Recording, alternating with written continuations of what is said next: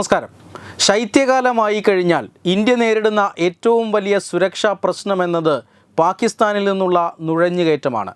ഈ നുഴഞ്ഞുകയറുന്ന ഭീകരവാദികൾ കശ്മീർ ഉൾപ്പെടെയുള്ള സംസ്ഥാനങ്ങളിൽ വലിയ ആക്രമണ ഭീഷണി ഉയർത്തുന്നവരാണ്. മാത്രമല്ല, നുഴഞ്ഞുകയറുന്നവർ കശ്മീരിന് മാത്രമല്ല മറ്റ് സംസ്ഥാനങ്ങൾക്ക് കൂടി ഭീഷണിയാകുന്ന ഒരു സ്ഥിതിവിശേഷം നേരത്തെ ഉണ്ടായിരുന്നു. എന്നാൽ ഇപ്പോൾ ഈ നുഴഞ്ഞുകയറ്റത്തെ ഫലപ്രദമായി തന്നെ ഇന്ത്യ പ്രതിരോധിക്കുന്നുണ്ട്. ശൈത്യകാലമാകുമ്പോൾ ഇന്ത്യ പാകിസ്ഥാൻ ചൈനീസ് അതിർത്തികളിൽ നിന്നൊക്കെ സൈന്യത്തെ പിൻവലിക്കാറാണ് പതിവ് മുമ്പ്.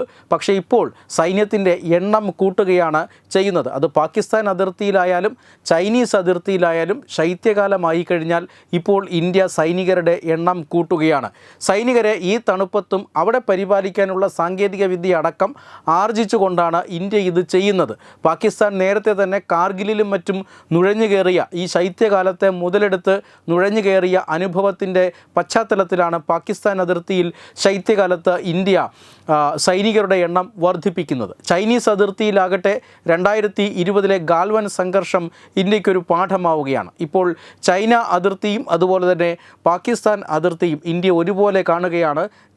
ശൈത്യകാലത്ത് അവിടെ നുഴഞ്ഞുകയറ്റ ഭീഷണിയുണ്ട് എന്ന കാര്യത്തിൽ തർക്കമൊന്നുമില്ല. അതിനെ നെഞ്ചുവിരിച്ച് തന്നെ ഇന്ത്യ ഇപ്പോൾ നേരിടുകയാണ്. ഇപ്പോൾ ഇതാ ഒരു വാർത്ത വരുന്നത് ഇത്തരത്തിൽ 50ഓളം ഭീകരവാദികൾ, ലഷ്കർ ഇ ത്വയ്ബ ഭീകരവാദികൾ കശ്മീരിൻ്റെ വിവിധ ഭാഗങ്ങളിലേക്ക് നുഴഞ്ഞുകയറി സുരക്ഷിതരായി ആക്രമണ സജ്ജരായിരിക്കുന്നു എന്ന വാർത്തയാണ് ഇന്ത്യയുടെ രഹസ്യാന്വേഷണ ഏജൻസികളെ ഉദ്ധരിച്ചുകൊണ്ട് ചില ദേശീയ മാധ്യമങ്ങൾ റിപ്പോർട്ട് ചെയ്യുന്നത്. അതായത് ഈ വാർത്തയനുസരിച്ച് ഇത്തവണത്തെ നുഴഞ്ഞുകയറ്റം പാകിസ്ഥാൻ അല്പം കൂടി മെച്ചപ്പെട്ട രീതിയിൽ മാനേജ് ചെയ്യുന്നു എന്നുള്ളതാണ്. ഉന്നത സാങ്കേതിക വിദ്യയുടെ സഹായത്തോടു കൂടിയാണ് പാകിസ്ഥാൻ ഇന്ത്യയിലേക്ക് ഭീകരരെ നുഴഞ്ഞു കയറ്റിയിരിക്കുന്നത് എന്നാണ് ലഭിക്കുന്ന വിവരം. അതായത് ഇവർ ഒരു ആപ്പ് ഉപയോഗിക്കുന്നുണ്ട്. ഈ ആപ്പ് ആൽപൈൻ ക്വസ്റ്റ് ആപ്പ് എന്നറിയപ്പെടുന്ന ഒരു ആപ്ലിക്കേഷനാണ്, മൊബൈൽ ആപ്ലിക്കേഷനാണ്. ഈ മൊബൈൽ ആപ്ലിക്കേഷൻ ഓസ്ട്രേലിയൻ നിർമ്മിതമായ ഒരു മൊബൈൽ ആപ്ലിക്കേഷനാണ്. ഓസ്ട്രേലിയയിൽ യാത്ര ചെയ്യുന്ന മലനിരകളിലൂടെ യാത്ര ചെയ്യുന്ന ട്രക്കേഴ്സ് ഉപയോഗിക്കുന്ന ഒരു ആപ്ലിക്കേഷനാണ്. ഭൂമിശാസ്ത്രപരമായ വിവരങ്ങൾ ഈ ആപ്ലിക്കേഷനിലുണ്ട്. അതിനോടൊപ്പം തന്നെ ഇന്ത്യൻ സൈന്യത്തിൻ്റെ പോസ്റ്റുകളെക്കുറിച്ചും ഇന്ത്യൻ സൈനിക വിന്യാസത്തെക്കുറിച്ചുമൊക്കെ പാകിസ്ഥാൻ സൈന്യത്തിൻ്റെ പക്കലുള്ള വിവരങ്ങൾ പാകിസ്ഥാൻ തന്നെ ഈ ആപ്പിലേക്ക് അപ്ലോഡ് ചെയ്യുകയും അത് ഓരോ ഘട്ടത്തിലും അതിൽ മാറ്റം വരുത്തുകയും ഒക്കെ ചെയ്യുന്നുണ്ട്. ഈ ആപ്ലിക്കേഷൻ ഓഫ്ലൈനായും ഉപയോഗിക്കാം, ഇൻ്റർനെറ്റ് സംവിധാനം ഇല്ലാതെയും ഉപയോഗിക്കാം എന്നുള്ളതാണ് പ്രത്യേകത. അതുകൊണ്ട് തന്നെ ഈ ആപ്ലിക്കേഷൻ ഉപയോഗിച്ച് കൃത്യമായ മൂവ്മെൻറ്റുകൾ ഇന്ത്യയിലേക്ക് നുഴഞ്ഞു കയറിയ ലഷ്കർ ഇ ത്വയ്ബ ഭീകരർ നടത്തുന്നു എന്നാണ് രഹസ്യാന്വേഷണ ഏജൻസികൾക്ക് ലഭിച്ചിട്ടുള്ള വിവരം.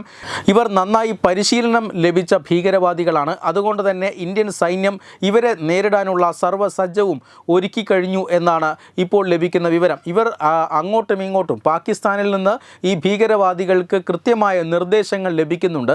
ഇങ്ങനെയുള്ള ഒരു ആശയവിനിമയത്തിന് അവർ അത്യാധുനികമായ ചില കമ്മ്യൂണിക്കേഷൻ സംവിധാനങ്ങൾ ഉപയോഗിക്കുന്നു എന്നാണ് ഇപ്പോൾ സൈന്യത്തിന് വിവരം ലഭിച്ചിരിക്കുന്നത്.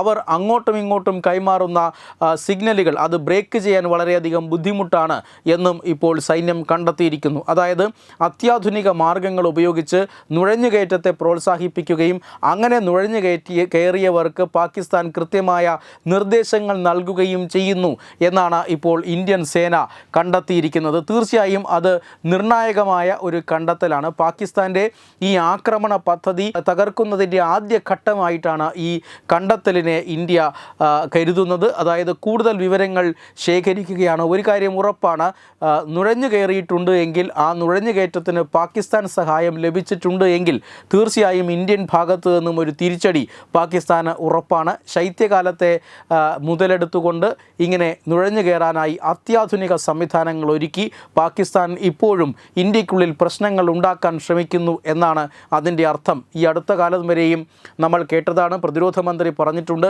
ഇന്ത്യയിൽ കുഴപ്പങ്ങൾ ഉണ്ടാക്കി എവിടെ പോയി ഒളിച്ചാലും അവരെ പിന്തുടർന്ന് ഇന്ത്യ പ്രഹരിക്കും എന്നത്.